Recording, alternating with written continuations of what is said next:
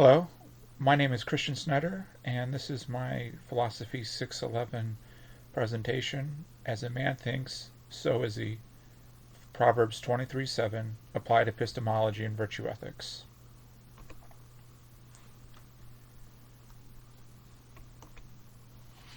Introduction agenda. First, I'm going to introduce personal reasons for studying philosophy, specifically epistemology. Second, I'm going to provide a review of Thomistic epistemology.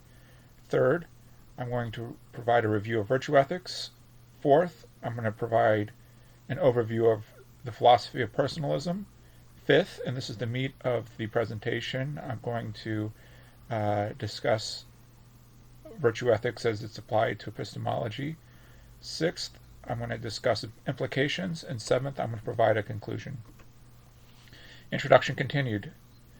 This project has two major inspirations, and both are based on the author's personal experiences.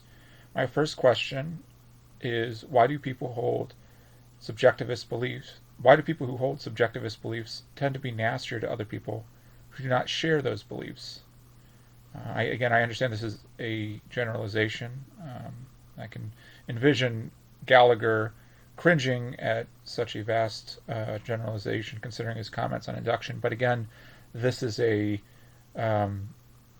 based off of personal experiences. And then my second question was, what makes something beautiful, good, true, and lovely? Why is a painting of Titian so pleasing to look at, and why did St. John Paul II insist that people study the work of Fra Angelico? Second point, the research for this project is derived from the sources of the Roman Catholic Christian tradition, principally the aforementioned Kenneth Gallagher's textbook on the philosophy of knowledge. Third point, Gallagher's treatment of the problems of knowledge are appropriate because not only does he assume a Thomistic personalist perspective, which will be explained later, but that the flow and style of his book has a poetic and artistic quality. This point is relevant because knowledge is not something that can only be explained scientifically, but must be approached holistically. Introduction continued. This is my thesis. Our way of acquiring and giving knowledge is integrally linked to our conduct. Formally speaking, virtue ethics can influence the academic subdiscipline of epistemology in rewarding ways. However, the epistemologist must be careful in selecting those sources, since there is not a theoretical consensus among virtue ethicists. Review of Thomistic epistemology. The first point, Aristotelian Thomistic, hereafter abbreviated as AT, epistemology proposes that certitude exists. Modern philosophy mainly suggests probability. In the AT tradition, metaphysics, the science of first things in being, and epistemology are indivisibly linked. God is mind, God is unchanging truth and love, God is prime analog, and God is person and being. Point 3, the hylomorphic theory, which states that human beings are ensouled creatures, the intellect and will are the highest powers of the human soul, that the intellect abstracts universals, which is how a person knows, and that the human intellect participates in God's mind. Point 4, St. Thomas Aquinas uses the syllogism and Socratic logic to construct his theological discoveries about God. However, St. Thomas was a mystic, which means he had a non-discursive and immediate experience of God. This often, I would suspect, ignored historical fact is important to bring up to the detractors of St. Thomas Aquinas. Review of virtue ethics. 1. First point, our habits form our character. Ontologically speaking, we become friends with persons of similar character. In keeping with Christian dogma, man and God, who is person, can be friends, but man must aspire to be like God in quality. Point 2, virtue is a mean between two extremes. This view is central in AT ethics. God supplies special graces called the theological virtues, faith, hope, and charity, in order for man to know God better. Point 3, meaning and purpose are intrinsic to human beings. We are programmed to desire and know God, and in doing so we become happy. Point 4, in order to answer nominalist, no essence critiques, St. Thomas Aquinas cites St. Augustine, a Neoplatonist more than Aristotle in his Capolavoro, the Summa Theologica. Review of Virtue Ethics, Part 2. Point 1. Contemporary virtue ethics is going in several directions, with some virtue ethicists arguing for a convergence of sorts with deontological and consequentialist theories. However, this undermines the internal consistency of the AT system, and thus will negate its profitability for persons. Point 2. Virtue ethics is a radical theory because it requires total transformation and engagement. This radical change can be discerned from interactions with Christians who know and love God. Personalism, Part 1. Point 1.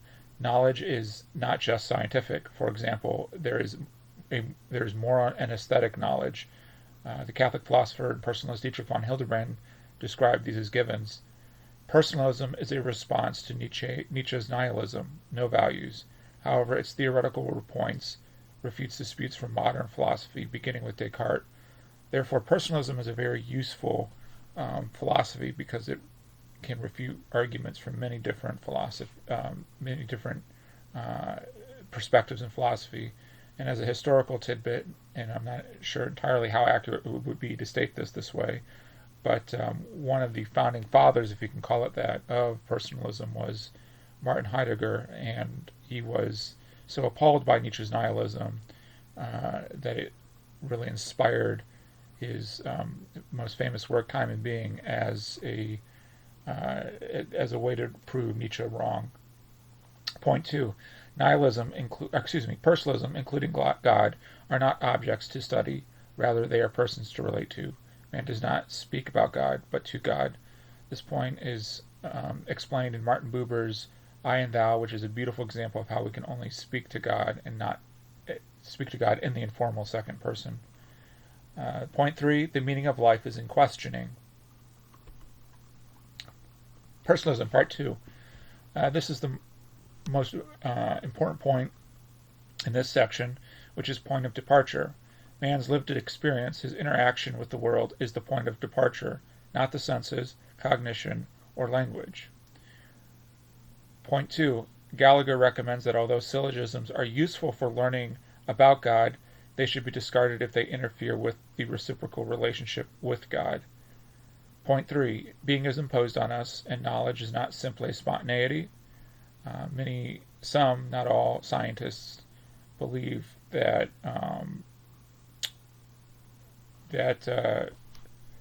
I guess evolution or progress or in the physical world happens spontaneously and by chance.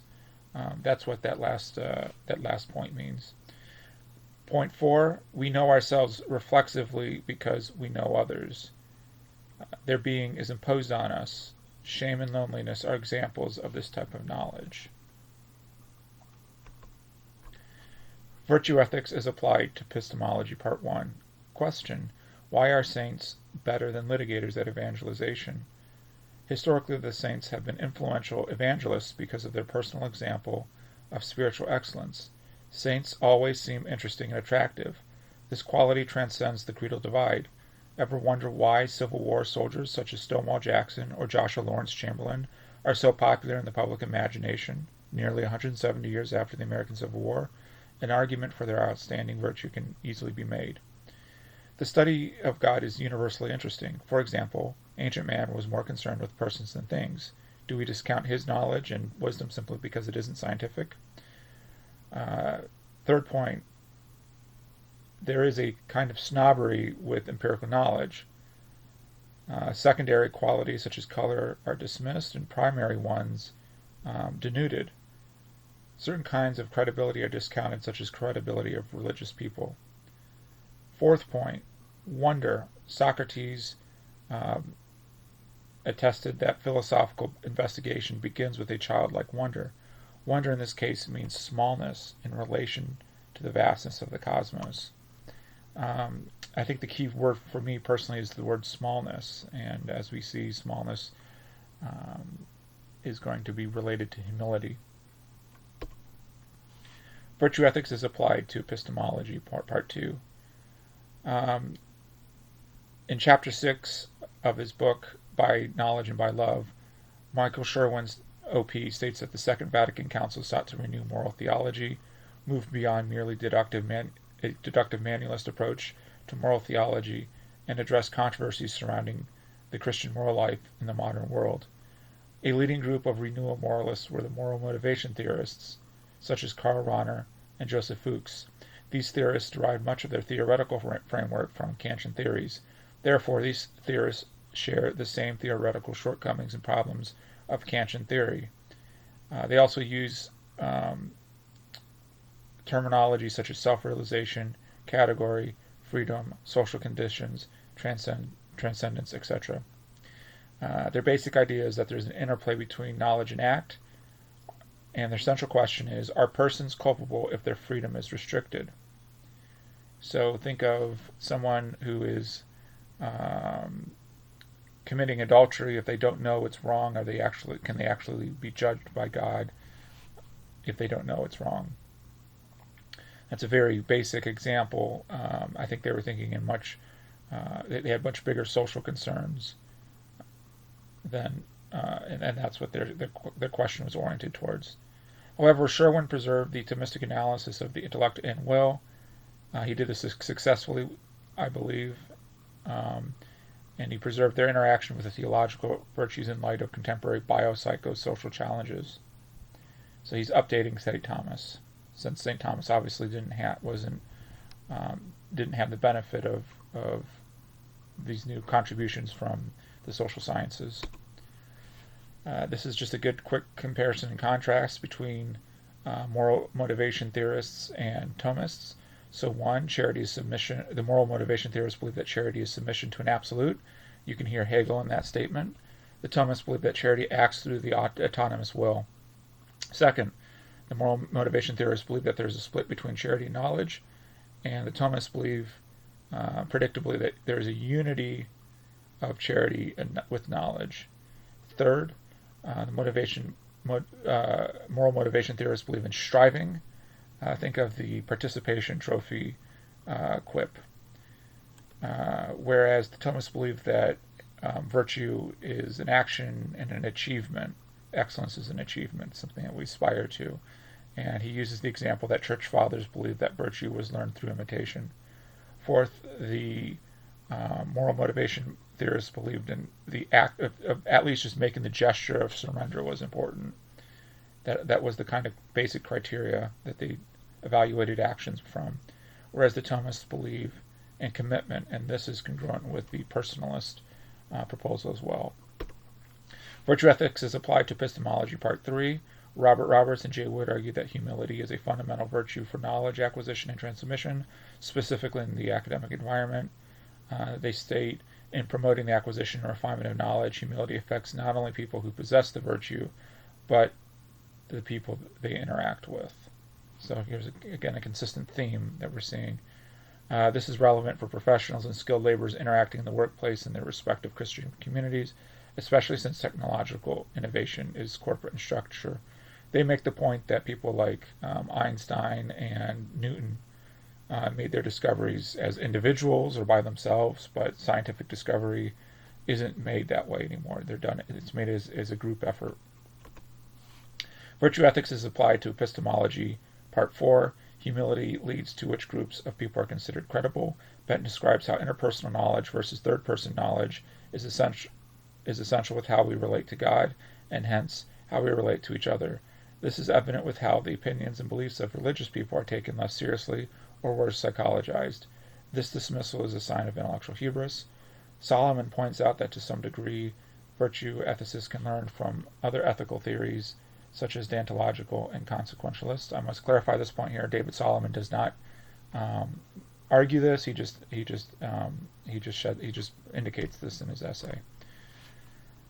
How I believe personally that this approach should be discouraged, because the AT theory of virtue ethics is a comprehensive system, and introducing an inconsistency in one part of the system opens up the rest of it to complication. And Solomon also explores whether life guided by virtue ethics is radical or routine, yet a lifestyle that embraces the AT tenets can only be radical, otherwise it contradicts the personalist conviction for commitment. Part 6, point 1, Solomon advises that the following for epistemologists interested in virtue ethics. He states, It would not be belief-based, it would be agent or end-based, and that virtue would be more basic than belief. It would focus on the cognitive life of the agent rather than on episodes of cognitive activity in isolation. It would view inquiry as a practice or a set of practices, always with a determinate form influenced by the historical and social circumstance with which the inquiry was carried out. It would strive for historical specificity of inquiry without falling into relativism. All of these points do not contradict Gallagher's points, especially about the connection between historical inquiry and relativism. Implications. Point 1. Personalism, with its combination of epistemology and virtue ethics, is a theoretical perspective that is conducive to creative and artistic work. Point 2.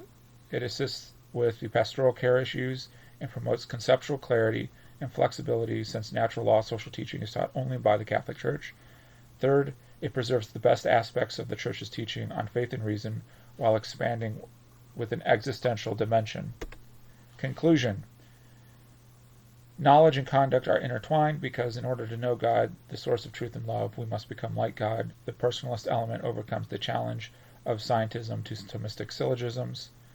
Point 2. As to my initial questions, my own assumptions are that people with subjectivist beliefs have a theoretical system that traps them in their own mind, and self-absorption only leads to misery. By trapping in their own mind, I say this figuratively, not literally. Additionally, we know beauty because the human intellect abstracts beauty from the universal form of beauty. And my final point that I want to leave you with, would you trust your salvation with the perspectives of moral motivation, moral theologians, considering their theoretical pitfalls? And again, I really wanted to emphasize their dependence on Kant. Thank you for paying attention and listening to my presentation. Have a good day. God bless.